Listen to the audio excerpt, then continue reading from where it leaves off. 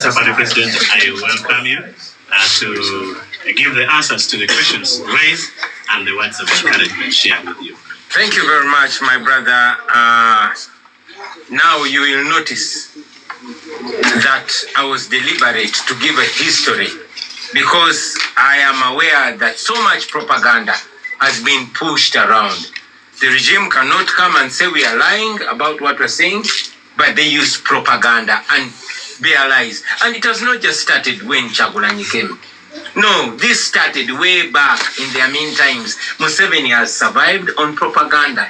I've told you the story of how Chief Justice Ben Chiwanuka was killed and the car that killed him, and how Museveni wrote about that car in his book, Sowing the Mustard Seed.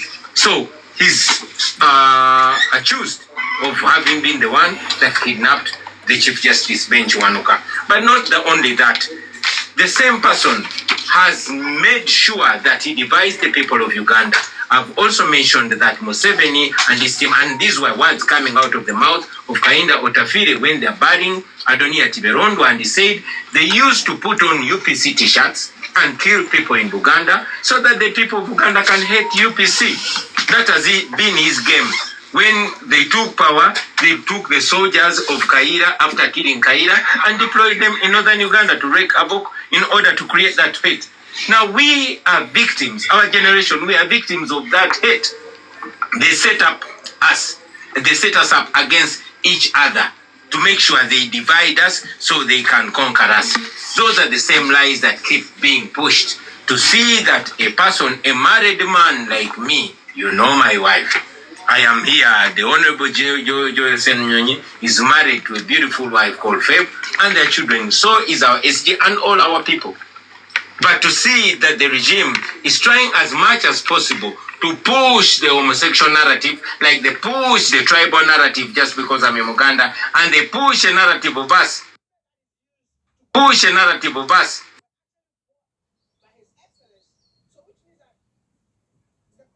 Push a narrative of us. Push a narrative of us. Andrew Mwenda, who is a person of Muhozi, has been the proponent of homosexuality. Why don't they go and ask Andrew Mwenda? Let them go and ask Muhozi, because Muhozi recently said he wants to remove that law. So please don't ask me about matters of homosexuality. Go and ask Museveni and Andrew Mwenda and Muhozi. In any case, Donald Trump just stopped the money that was sent to Uganda constantly to promote homosexuality. Let the government of Uganda, let Museveni's government tell us how they were spending those billions meant for promoting homosexuality. Don't ask me those questions. Ask Museveni, because he's the one that has been given that money to promote homosexuality, the same money that gives to those pastors and all those people to attack us instead. Okay? So ask them those questions. Don't ask us. You asked me about, some brother asked what we intend to do for the people of Lango. And he was right, because many times we first point at the problem, because the problems are all everywhere. The poverty in Lango, the land grabbing in Lango, the exclusion, the tribalism, etc., etc. Now, he's asking, what do we intend to do? What we intend to do? And he's right. Number one, but not limited to only that, we want to deal, at our heart is health care, because this has affected everybody. Our Secretary General has eloquently put it, that at the bare minimum, no woman should die giving birth. No woman should have to pay to give life. Hospitals, schools should be funded well. So we want to improve our healthcare system, our hospitals. We want to improve our education system.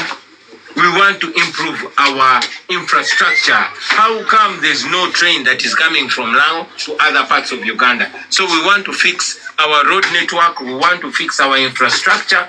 We want to ensure that electricity reaches all places of Lango, because that can be done. We want to build on the efforts and the plan of those our forefathers, because in Museveni's regime, after 40 years in power, we are still relying on the infrastructure that was laid by the likes of Dr. Bote, the likes of General Idi Amin, etc., etc. So we want to fix that. We want to pay back the people. Many people are war claimants here. Their property was stolen during the war.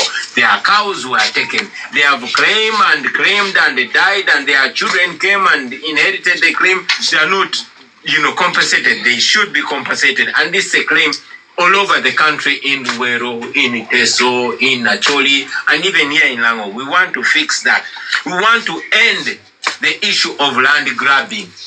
Somebody, and unfortunately, the things that this regime does, it tries to put the blame on other people. I was 4 years when Museveni came to power, but now he's blaming me for the failure of 40 years of his rule. To the extent that they are pushing a narrative that because I'm a Muganda and those Baganda talk about land so much that the land ends in Sudan.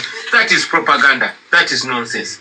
I know the Baganda have Buganda land. They actually have land. The people of Lango have Lango, and all Ugandans have their land, and it has to be protected. This regime is culpable of mass land grabbing. Museveni deployed his brother in northern Uganda. Look at, I'm told that Salim Saleh has now 25 square kilometers in Amur. Square miles, not square kilometers. Lakang. Square miles in Lakang. Where did Salim Saleh buy that land? In Bunyoro, they have land in miles. In Buganda, they have land in miles. They've grabbed that land. For us in Buganda, they have even removed the graves for our fathers because they want our land. In a patch, everywhere, they've grabbed that land. We want to end that issue of land grabbing. Right now, northern Uganda is grappling with the issue of Balalu. They bring their own people, they settle them on their land, and then they say, Bobi Wine wants to steal his land. Are they okay? Certainly, they are not okay. So, that is all propaganda. We speak publicly because we want to ride on the power of the people, empower them to protect their land, but most importantly, to give them back their land. Now, we come to also the other propaganda of Kabaka. Yes, I'm a Muganda, and I'm proud of that. Just like a Munyoro, just like a Munyankole, just like a Langi, just like Anacholi. We are all graciously created in the image of God, and our identities are supposed to be our source of pride. For me, I'm very lucky that during studying, my best friends were never my tribesmen. Either they were Nubians, or Acholi, or Banyankole, or Aiteso, etc., etc. Our generation is a united generation. Each one of us comes from where they're coming from. And every community, especially here in Africa, has a traditional leader. In northern Uganda, we have the Rot. In Bunyoro, they have Omukama. In Toro, they have their king. In Busoga, they have Chabazinga. In Buganda, they have Kabaka. These are all traditional leaders. They are cultural leaders, and they are very specified in the constitution.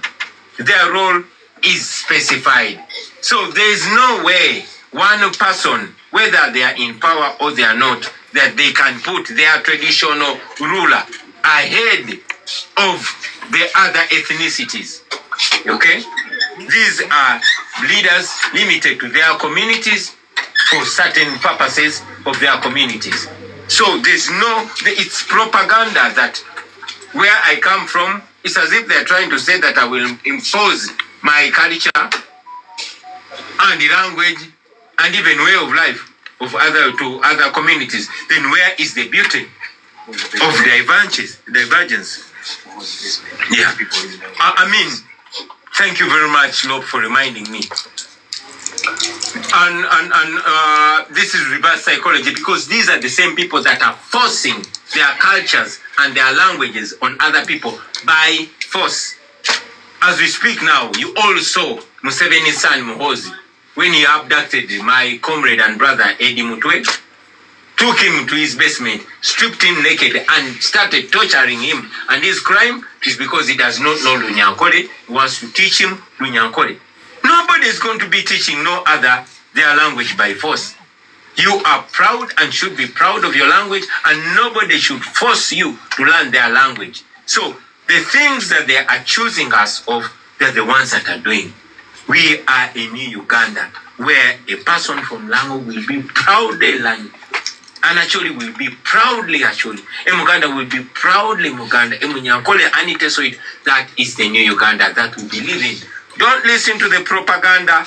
Take charge, you as the citizen of Uganda. And finally, somebody was also asking me why my traditional leader does not visit northern Uganda. Well, I am not the Kabaka.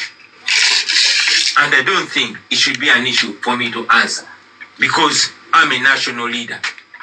Yes, I'm a Muganda, and I'm a Catholic. But when I walk out of my house, my Catholicism stays in my house. My tribe stays in my house.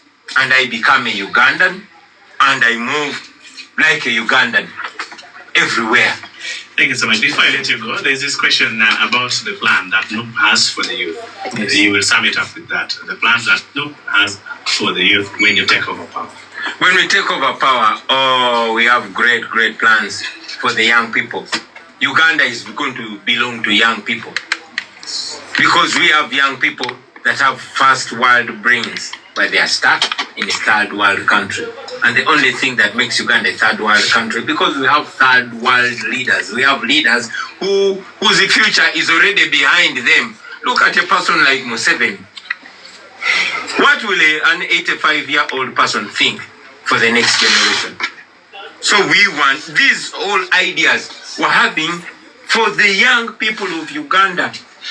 First of all, keep them healthy. Fix the healthcare system and keep them healthy because our young people are dying at a very young age, dying out of avoidable causes. Then re-educate them, fix education, skill-based. We have mentioned that our education is going to be split in 4 ways.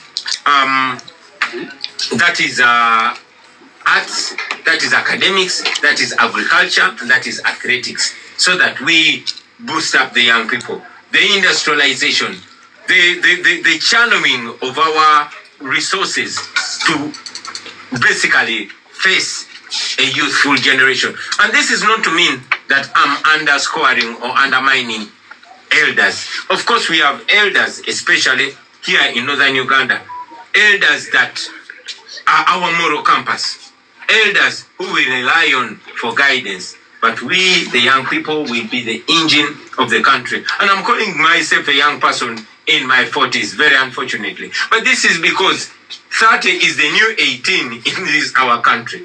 So we want to maintain a youthful mind, focus on young people, make sure they are not unemployed, make sure they are guided, and make sure they are protected and inspired. Thank you so much. It was really, really indeed nice having a national unity platform come through in the studio. I will give Lop 30 seconds to say a word or two as we conclude, and then Davis as well, the Secretary General. Thank you. Thank you to the people of Northern Uganda for welcoming our president. Thank you for welcoming our president and for receiving us.